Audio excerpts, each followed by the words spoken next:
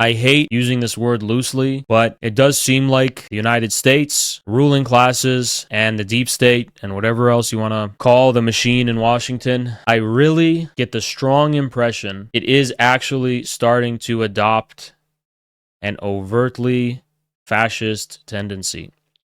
The notion that Trump is a fascist is very cringe and very much reminiscent of the stupid stuff from 2016 that we're all familiar with. And Trump is not extraordinarily a fascist. He's no more fascist than Biden. But I'm looking at a long-term tendency of the trajectory of the American state that actually begins much earlier than Trump, including George W. and Obama. And it's not about Trump. The problem with 2016 Antifa nonsense is that it was too focused on Trump's personality and this strange Oedipal relationship to Trump with these strange psychosexual Freudian connotations. Oh, it's about the father versus the rebellion, and it's about a man versus woman war. That was a bunch of nonsense, okay? That's a complete distraction. But according to our traditional, orthodox, Marxist-Leninist conception and understanding of what fascism actually is, which is an aggressive form of militarism that is combined with the interests of imperialist and financial capital, we do need to take seriously the consideration that the U.S. is on a fascist trajectory. And yes, that is accelerating under the Trump administration. Now, here's my theory as far as why that is and how that has come to be. I don't think Trump was ever actually some fascist, okay? I think Trump in 2016 was a disruptive populist who did not have a plan. That was pure MAGA back then, right? But I think what happened is that through the course of the Biden administration, the fascistic elites and oligarchy decided that they were going to weaponize Trump's kind of disruptive politics and employ that in the service of implementing the fascist dictatorship that they always had the intention of implementing. So Trump was this eccentric populist in 2016. That was the MAGA movement, whatever. It disrupted American politics a lot. 2020, they have Biden. And then they realize under Biden, they're not really able to implement the fascist dictatorship agenda that they wanted to and were planning. So they basically looked at Trump, who's a very disruptive, creative, whatever politician, and they're like, we're just going to do this under Trump and have Trump be the face of it. Because Trump is a disruptor and Trump is populistic. Trump is someone that is very popular. Trump can change things. There's not going to be a lot of civil resistance if it's Trump. Because what is the Midwest and the MAGA countryside going to resist, the FEMA camps if they are led by Trump? FEMA camps is a euphemism for early 2000s American conspiracism about the rise of fascism. In any case, absolutely, they are using Trump. And you should not make the same mistake that leftists did in 2016 and make this about Trump. That is a Freudian war you will not win. You will not win that war by rebelling against the father. But you will win a war of fighting against a oligarchy. And that's what the truth is. This is about an oligarchy taking hold. I'm not talking about the billionaires from Silicon Valley only, although they're a huge factor in this.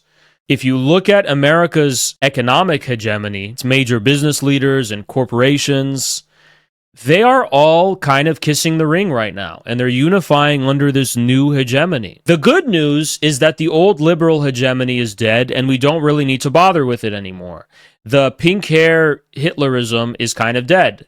Now we have ordinarily black-haired Hitlerism, basically. No longer do we have to point out the transgender Hitlerites. We can now contend ourselves with fighting cisgendered Hitlerites, a word I don't like using, but whatever. But that is the truth. That is the situation we're dealing with. All of those they-thems are getting the short end of the stick, so to speak. There's no need to kick a dead horse. Those are now just mental asylum patients who are losing their minds and spiraling into insanity, and they have no significance as political actors in the years to come. These people are depressed, they are mentally unwell, and they are retired. They're bowed out of politics. They have exhausted their significance and utility for the ruling elites. And now we have to get serious and realize that these people are not really going to be the most brutal and vicious threat we're going to have to face. Now things are going to get serious. They were used and duped and manipulated by the Democratic Party. They were cast aside very quickly, and that's the end of it.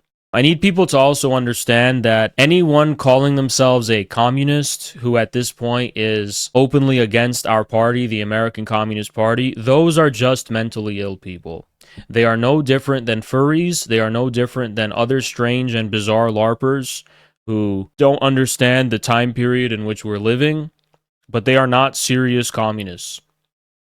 I know that I'm a very silly person, and I have done very silly things in the past, especially in the beginning of Infrared. But those were things that were done as an online entertainer. They were not forms of delusion. Call them what you want, but it wasn't delusion. I knew exactly what it was. It was literally just doing whatever I needed to do to get viral. These people are mentally disturbed, mentally psychotic people. They're done. It's over.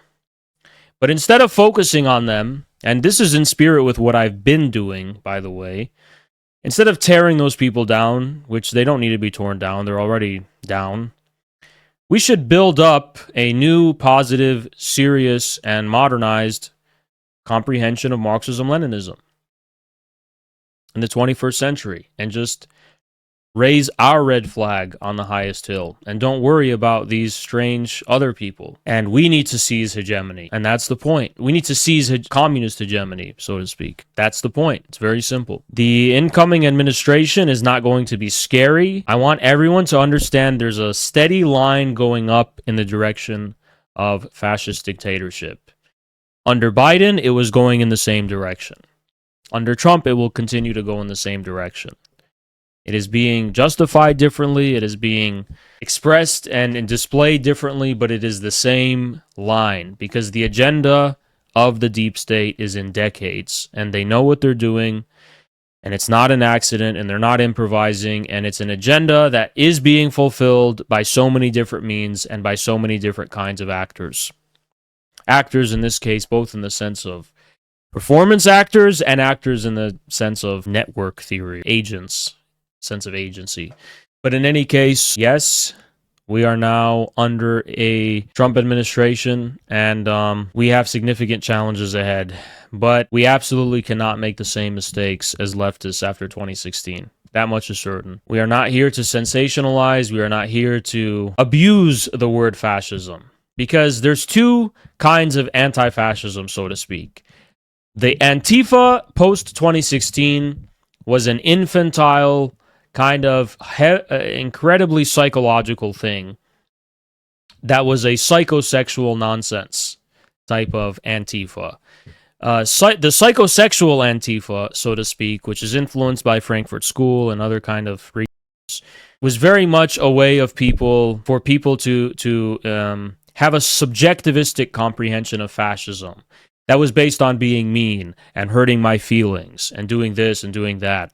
Whereas today, the kind of anti-fascism we need to develop and strengthen in this administration is one that's based in a long-term view, one that's based in an impersonal and objective comprehension, similar to the anti-fascism of the Comintern during the Popular Front period, one that comprehends fascism not in psychosexual terms, but in terms of militarism and the consolidation of dictatorial power by the financial and imperialist bourgeoisie at the expense of our constitutional rights and enumerated rights and liberties and the sovereignty of our republic. That is the kind of anti-fascism we need to develop and articulate. Not the kind that is Orange Man bad and Cheeto Mussolini. That is completely unserious nonsense, and you're going to lose that battle, by the way.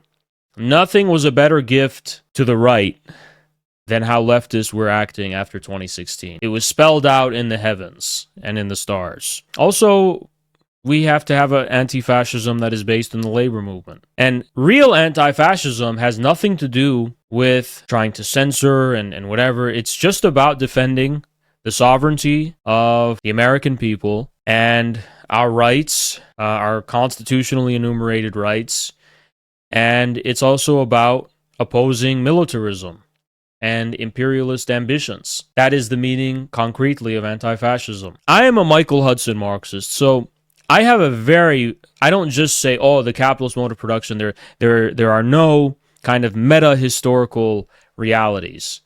No, I do think there are. And one of those meta-historical realities are two moments across history that I think are significant. One is the rise of Greek antiquity, and the other is the rise of early modernity and mercantilism and the transatlantic slave trade and so on. And there's three. Greek antiquity, the collapse of the Roman Empire, and the rise of early modern Western colonialism. And I think we're at a fourth turning point. So what do I mean by this?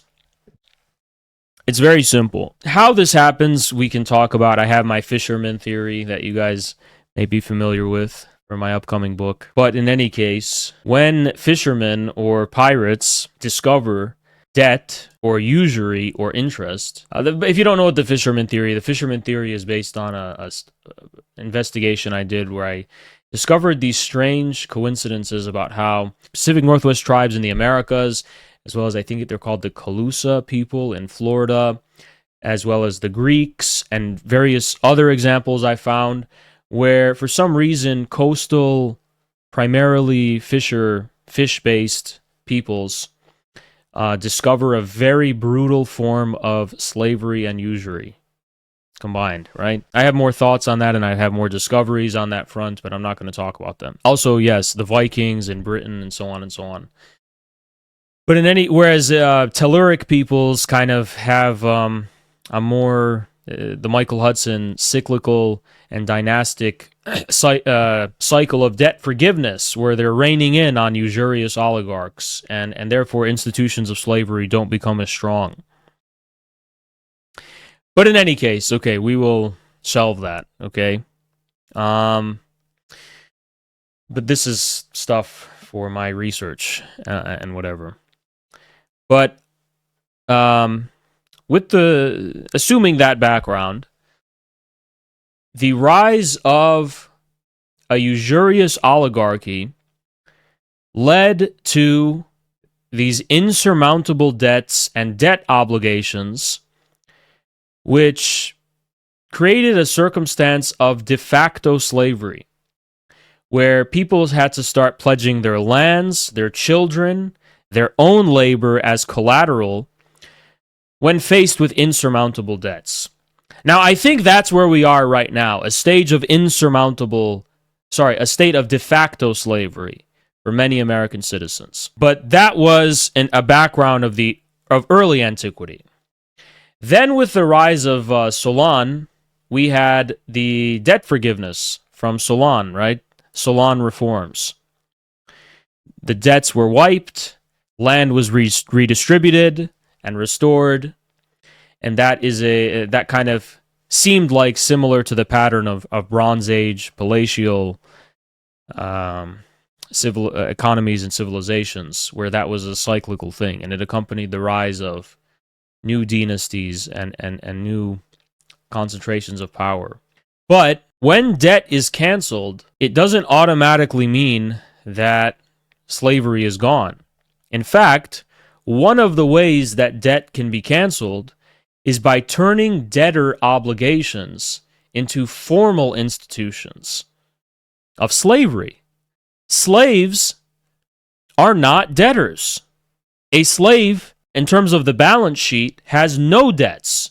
They are a slave. So, in Greek antiquity, debts were wiped in Solon's reforms, for example, but the debts were redenominated into a political obligation of bondage, that being slavery. Private property was redenominated, so to speak, so as to include human beings and human labor in some way or another, restricting it and bonding it, right?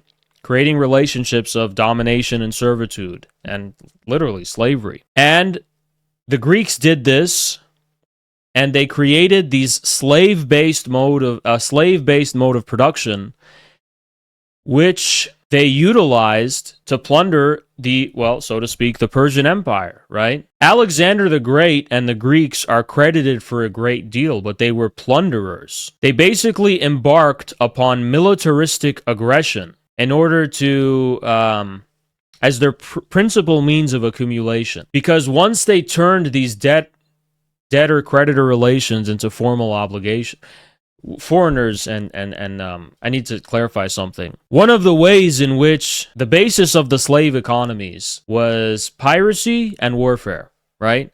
So this is how they got and imported slaves. It wasn't from Greeks themselves who were former debtors. Those people were freed. An institution of slavery arose as a consequence of the debt being forgiven, because it was just institutionalized into an obligation of bondage. And that basically drove Greece into a militaristic expansionism that was predatory and based in piracy and plunder, right? And that culminates in the rise of Alexander the Great, quote unquote. I don't think he was so great. And they basically plundered and devastated these actual, like, self-sustaining civilizations in Egypt and Persia. Well, it was all the Persian Empire, but they were centers of civilization. Babylon, and so on and so on. And they recovered, of course, from it. They recovered in the so-called period of Hellenism. Well, not so-called. It was a kind of Hellenistic period. But they recovered, but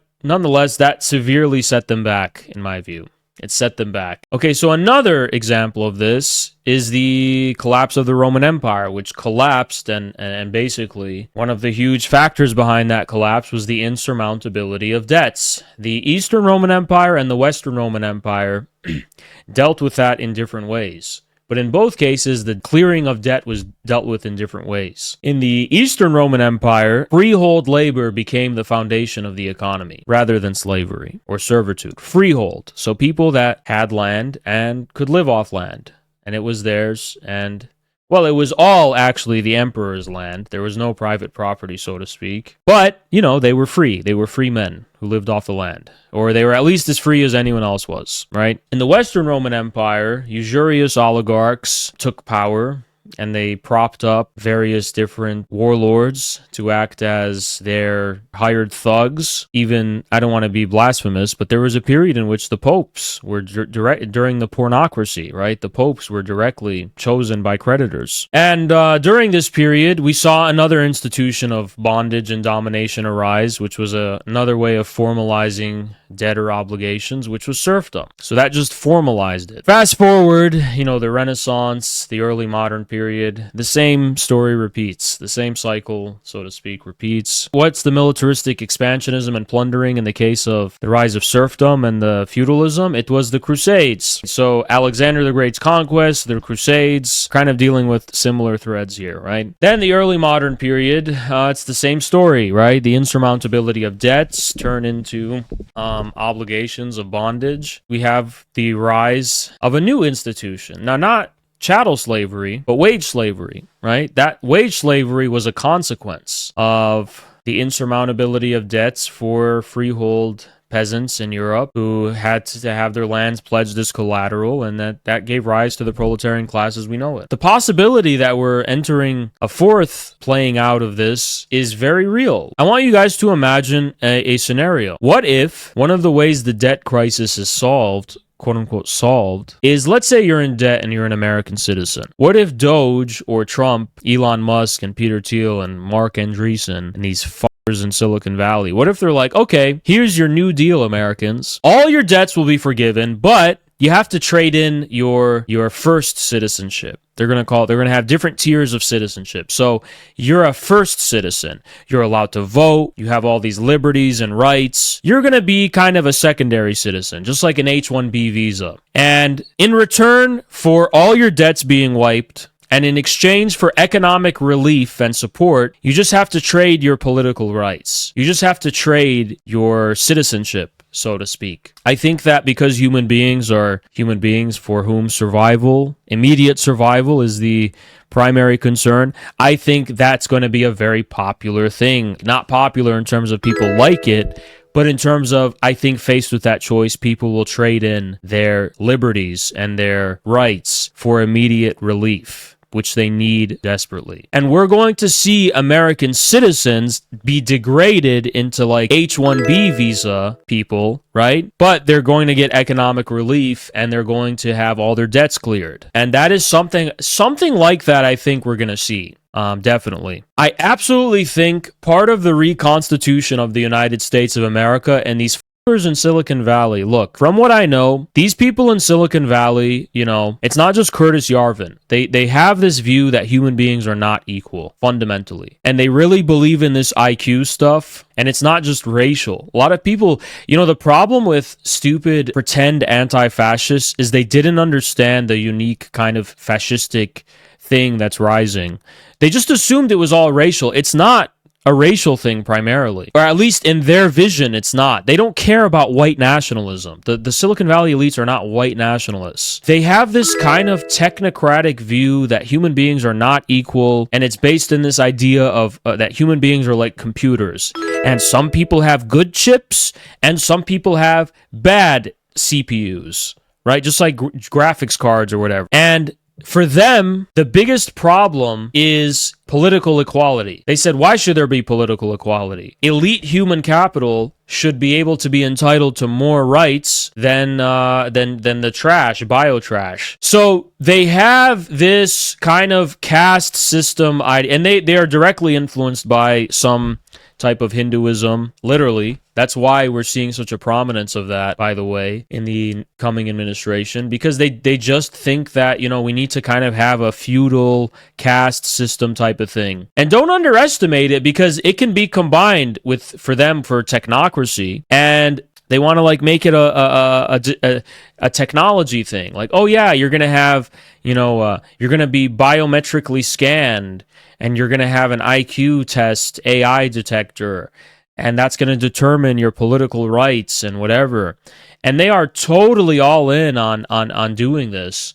But they just know it's so deeply scary and unpopular to the sheepish masses. So what they've been doing over the past 10 years is they've been drip feeding it. And as soon as these Silicon Valley guys got the opportunity, look, this whole thing about wokeness, it was all a con. It was all a hoax. They created wokeness as a boogeyman, as a straw man, all the worst excesses of which they created and were responsible for, only so that they can sneak in this much more sinister agenda so they could actually normalize their fascistic plans without any left-wing resistance. And they know how deeply unpopular and contentious anything like this will be for the American public. So they're trying as much as they can to sneak it in. And one of the ways they're trying to sneak it in is racial division. If you got stupid people like, oh, I'm white, I'm going to be on the top race, or people fighting over race, that's one of the ways they can sneak this in. But make no mistake, they have this plan. And I thought about something. I saw how there's all these executive orders to empower Silicon Valley elites, like Doge, for example, with the ability to control all the government software. Think about this. If they control all the government software, wouldn't they be able to do a coup anytime they wanted? If you control the means of communication, you control the means of organization, you control everything. And then think about these people. They're defense contractors. These people are military contractors. I mean, the military is going to these people to get their weapons technologies. So these guys have a backdoor access to the fucking military too. And who the fuck are these people? They're really glowy. They're really fucking weird. And they are from the Anglo-Saxon Atlanticist deep state, or sorry, elites. And these bloodlines are super weird when you start tracing them and looking at them, but they are being given immense control, crazy levels of control, and it is undermining our sovereignty as a republic. I like free speech. I like that there's free speech on X. But are we just going to trust them to maintain our constitution? It's not how it works, okay? It's not a benevolent oligarchy. It's supposed to be a sovereign republic. And you guys got to understand something else, which is that they don't believe in Republican values. Some say, oh, they're monarchists. Not really, not in the traditionalist sense of the word. They are feudalists. They want to turn us into slaves, or some of us. By the way, how do you debunk it or whatever? It's just kind of simple. Like, imagine the fucking arrogance of the dipshit academics and fucking elites like Steven Pinker, and their elite status is now going to be institutionalized, and they're going to be fucking higher tiers of citizens than the rest of us. Fuck you, I'll debate any of these people and wipe the floor with them, right? No, it's the principle that matters. Only God knows our soul. You can't fucking sit here and rank people. You don't know what people's potential is. You don't know if someone's just a fucking retarded blowhard and got into a top position because they're a bullshitter, and you don't know if somebody who's in a low position, you don't know these things. But in any case, I'm just telling you what we're headed with, and what we're headed for, it seems like. And I've known this for over a decade. It's just, I really shelved this because I was just like, wait a second, I thought this was going to be Trump 1.0. That's how paranoid I was. It's not. Trump 1.0 was totally clueless. But this new thing, I feel like I was wrong the first time, but now I'm actually right about everything I thought would happen. And this shit sounds out of this world, and it sounds too crazy to believe, but I think people are so desperate economically right now. And I think there is a history of turning people into property. You can sell or buy human beings or whatever, like in serfdom and slavery. And there's historical precedent for that. And there's no reason to assume something like that can't reemerge in the digital age. So that is just a crazy black pill. Or you could see it as a black pill, or you could grow up and you could see it as, hey, this is going to define the struggle to come. We have to defend our freedom and sovereignty. We have to defend the revolution of 1776. We have to defend, as free people, our rights. We have to, it's literally freedom or slavery. And that was never free, by the way. But in any case, I think that it's very creepy. There will be a reconstitution of the United States of America. It's very simple. With new calls for the acquisition of territories, with the new nature of the governance that's going on right now, that's not going to, it's only a matter of time before it starts clashing with the Constitution. It's only a matter of time before it starts disrupting the norms of governance and the procedures and formalities of governance. It's only a matter of time before there's a constitutional crisis. I can guarantee you that. The United States is going to be reconstituted into something else. We better have a plan, guys. When I say that, I mean you better be in our party, the American Communist Party, because they have a plan. They've had a plan for decades. They're just like we have a plan for 2036. They have a plan, and they're implementing their plan very effectively. You saw how Elon Musk looked. He's doing his Hitler salute. They are on course and on track for what they've been planning. And yes, they've been planning it for a long time. We have to have a plan too, and we do. But this isn't the era of running your mouth on Twitter without a plan, without an intention. This is an era of, you're going to be part of a plan one way or another. So choose your plan. You choose the people's plan or the creepy Nazi pedophile elite's plan. Very simple choice, in my opinion. But these retards running their mouths, individualistic retards running their mouths, experiencing a false, I'm just sharing my opinion. You better have a plan about what is the purpose of this opinion you're sharing. What's the point? What plan is it serving? What agenda is it fulfilling? No, just me. Fuck your self-expression. Fuck your individuality on the internet. There's no such thing. You want to be an individual? Go to a fucking park, walking your dog. To be an individual. The cyberspace, battle space, it's not the place for individual creativity and self-expression. Sorry. Nobody gives a fuck. You better have an agenda and a plan that you're trying to fulfill and a premeditated goal. You want to fucking go and just show your face? Go outside and bother the public on the sidewalk. Not me, by the way. I don't respect anyone who doesn't have a plan. What do I mean by a plan? I don't necessarily mean you have to calculate everything or know everything, but just have an agenda. Like if you're an artist, for example, have an artistic vision. in your head. Every great artist had a vision in their head. But there's some idiots that think they could just turn on the camera and smile and that's enough. It's not enough. Nobody gives a fuck about you individually. We want to know what plan and agenda you have. Again, the agenda doesn't need to be like rationally calculated, but it does need to have this aspect of hyper-modernity, where you're projecting a vision or something that you see in the future, and you are now on track to realizing it. That's what a plan is. You want to be just an individual? You want to just be, I want to just do self-expression. That's what a cult is. A cult, as they use it and abuse this word, it's just a plan. Like, we have an agenda and a purpose behind what we're doing. We're not just doing it freely. Yeah, by freely, you mean unintelligently, without any known purpose, and just for the sake of putting ourselves out there, just because we're lonely? Give me a fucking break. If you're lonely, don't fucking go on the internet and run your mouth. There are sharks swimming in these waters who literally want to kill you. Go make friends in real life, frankly, if that's what you're motivated by. In any case, again, I'm not saying you have to have a political agenda. I'm not saying you always have to have like an agenda that's rationally premeditated or methodically laid out where it's like deceptive.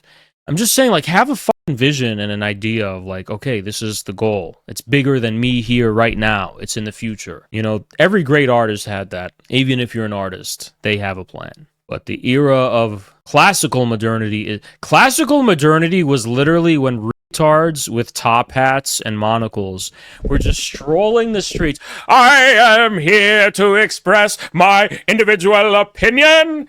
And they had like those sticks that they walked with. We're not living in that era no more. We don't have top hats. We don't have any of that. We are all in the flux in this hyper modernity. It's competing trajectories and velocities and intensities. When you put yourself out there, you're already fucking part of a force. You're already part of, like, you're on the trains going somewhere already. Things are already in fucking motion. You get on board or you get out of the fucking way. You roll with it or you back out. But you're not just sitting there with a top hat being an individual. Like, the future is here and it's realizing itself in real time, hyper time, immediately. You need to choose your future and get with it. And that's a plan. And that already happened. But individual immediacy, where I am just here now and the only thing going on is me sharing my opinion, that is not possible in the era we live in. Back in the day, people used to like write in newspapers, and even when they would talk, "Good morning, Britain, we are here with a..." Or they would talk through radio or television, but it was all like one-sided. Nobody could respond in real time. Now we have live stream. That fundamentally makes it impossible for me to say that this is just my individuality. That's no longer just me anymore. There's an input, there's an output. It's a feedback loop. The consequences of showing your face and talking in public are now. So you need to have a plan. That's why nobody buys it when you have these undisciplined idiots just running their mouth in public, attacking party members or leaders. Nobody respects it because what's your fucking plan here? What's your agenda here? What, am I not allowed to share my opinion? I am just on the town square sharing my opinion. No, you're not, motherfucker. Everybody has a plan. Everybody has an agenda. And if you don't know what yours is, you're just an idiot. Because you have one anyway. You're serving one anyway. You need to always be mindful of the consequences. Like, what are you actually trying to communicate and for what purpose? What are you communicating is always what you need to keep in mind. What are you communicating? And what do I mean by what are the consequences of what you're communicating? In a sense, it's like Kojev is correct in some sense, right? Boris Groys is correct in some sense. Thing you're communicating is the end goal. I get that.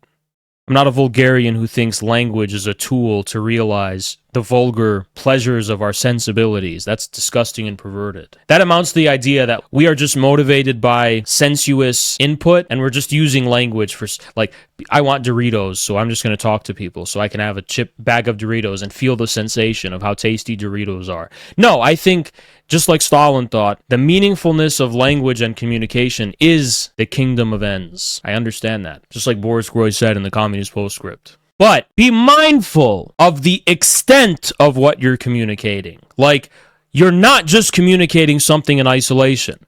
What you are communicating within a framework of the ultimate meaningfulness of what you're saying. What are you trying to really communicate? That's what I mean by have a plan. What is the ultimate thing you're trying to communicate? The ultimate thing. Always just be mindful of that. You absolutely always need to consider that. I think that the main subject of our party activity is going to be focusing on the constitutional crisis to come. And that's all I'm going to say for now. But it's not that we're going to start that crisis or we're going to be the troublemakers behind it, but we are here to respond. Extraordinary circumstances. Keep that goal in mind. It's always about building the foundations of something that can weather the storm to come and survive. We need an organization that's going to survive this. Individuals are not going to survive the crisis to come. Well, they'll survive, I guess, but they won't have an ability to have any voice or sovereignty or anything. But that personal grievance wasn't the motivating factor. The motivating factor was, in all likelihood,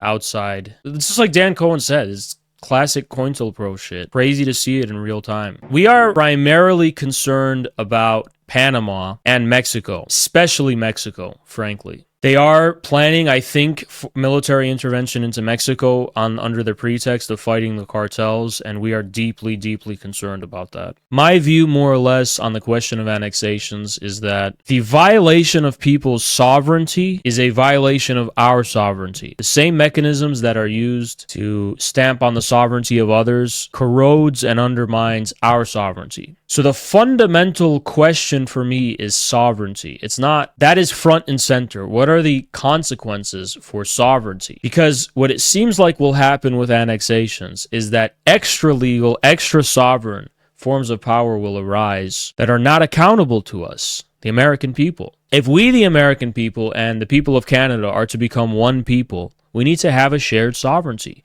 We need to have a clear sovereignty. We don't have that in America right now. We have vestiges of popular sovereignty, but I feel like the annexations will accelerate the corrosion of sovereignty and the implementation of this weird feudal thing that they're planning. So these are the primary concerns. In principle, of course, we consider Canada to be part of the same country as the United States, and our party has formalized that fact.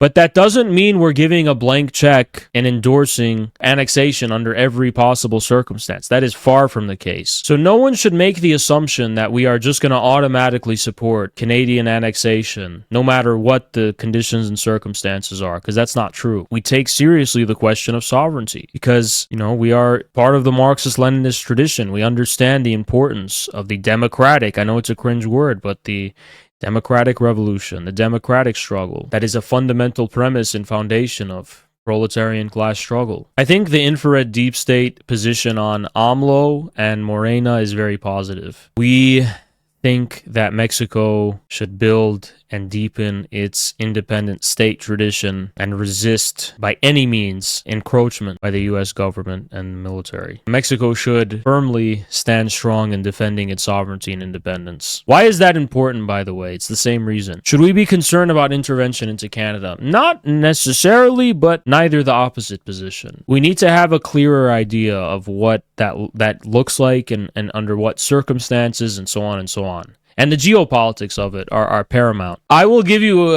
my position on Mexico. Mexico, in some sense, is more advanced than the USA politically, in that the Mexican Revolution of 1911, they have a deeper revolutionary tradition than we do. But that doesn't mean Mexico has more advanced productive forces or relations of production, but it does have an advanced American revolutionary state tradition. That state tradition should be defended just as much as we defend the revolution of 1776. That is why we care about Cuban and Mexican and so on sovereignty, and Venezuelan and Bolivarian sovereignty. If we are Pan-Americans and we envision the dream of a great Pan-American superstate one day, maybe, right? It has to be on the basis of affirming the independent revolutionary traditions of all constituent nations. Because stomping on and erasing even one, that would be like us stomping on and erasing Lincoln or 1776. And we reject that. So that is the consistent Pan-American view. The consistent Pan-American view is no revolutionary traditions should be liquidated or erased and so on. That is notwithstanding upholding the principle of national self-determination, which we also support. But even if we brush that aside and said, yes, we want a Pan-American continental superstate, that is another reason why you should oppose U.S. interventionism in Mexico, Cuba, and so on and so on. Why do we support Puerto Rican independence? Because Puerto Rico is a colony and it's a territory. And as such, that colonial relationship undermines the sovereign nature, the popular, democratic sovereign nature of state power for us. Here, we reject any colonies, we reject any territories, we reject any distinctions in citizenship. So they say, why don't you just support annexation and turning Puerto Rico into the 51st state? Because the people of Puerto Rico have already their own democratic republican national tradition that they've been struggling for decades and decades and decades. That is part of their history and their tradition. And annexation would erase that. It would be an affront to that. All the sacrifices and struggle, that would be in vain, right? So we reject that. Erasing that and stomping on that. So it's not because we want to divide or make America small. It's because the question of sovereignty is what's paramount for us. The question of sovereignty is also needs to be correctly understood why that's important and what that is. What is sovereignty? What does it mean for a people to be united with a state? What does it mean for a people to be free and independent?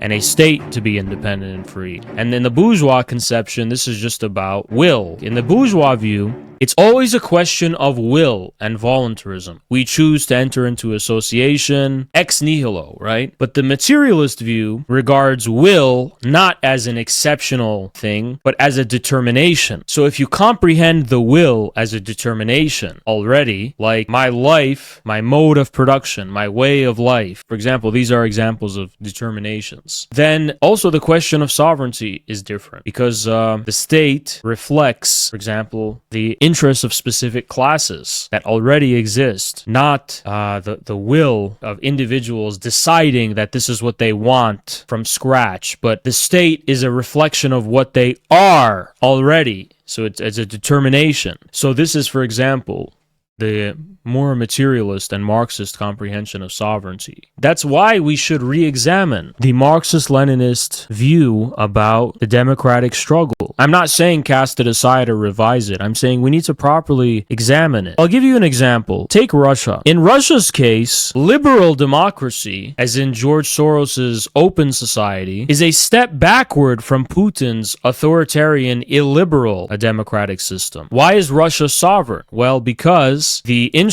and the determination of the Russian people is given expression in Putin in some way or another. But this is not so for the dictatorship that is taking hold in the United States, which is here to formalize debts, to create distinctions and ranks in citizenship, and to formalize debtor obligations into political obligations, I mean. A dictatorship against the American people as a weapon to hold over them, to enforce the will of creditors against them. So that's a difference. You know, we need to comprehensively examine that and understand that we should not fall into the error of the CPUSA and other revisionists and Euro-communist trash, according to which liberal democracy is what we mean by democracy. Democratic struggle is not the struggle for liberal democracy. The meaning of democracy does not mean liberal or neoliberal democracy. Democracy is populism. Democracy is the popular struggle, the demos struggle, the Sophianic struggle, if you want. That's the democratic struggle in Marxism. The freeholders' struggle for land so that people can be really on an equal footing. The liberal democratic struggle is about establishing institutions. In my view, this is as simple as this. Our stance toward Trump should be not a defense of liberal democracy against but the new fascism. We cannot defend liberal democracy. So we need to forward and advance a proletarian democracy, new democracy, for example, as qualitatively more advanced than the fascism.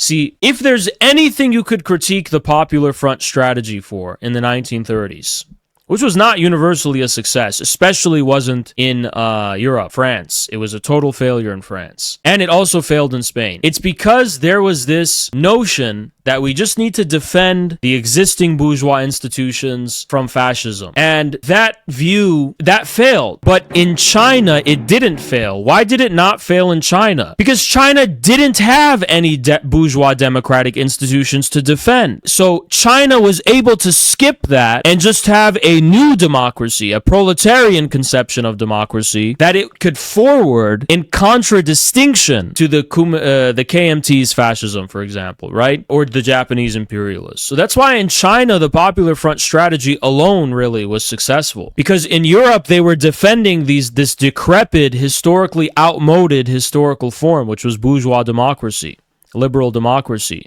Whereas we need to advance and forward a qualitatively new kind of democracy, which inherits and integrates the best achievements of liberal and bourgeois democracy, but is not limited by them. So this is my view, and this is why we should accept Putin as an example of democratic sovereignty. Putin's illiberalism is more advanced historically than liberal democracy and more progressive from a Marxist point of view. That's why I'm not quick to jump the gun and join the resistance against Trump ever, because it's clear that liberal democracy is outmoded. But I'm not saying fascist dictatorship is coming just because of that fact. I'm saying fascist dictatorship is coming because the contradictions within liberal democracy propel it in that direction. FDR was an illiberal leader, by the way, and he was good. That was a progressive development in the history of politics. But the fascist dictatorship is not going to be strongman politics. It's going to be a feudalistic oligarchy, a neo-feudal oligarchy that is using Trump as a showman puppet to dictatorially enforce its interests at the expense of the rest of us. And that's what we need to be vigilant toward. We simultaneously cannot retreat and mount a defense of the liberal and bourgeois institutions, because they themselves are what had given rise to this.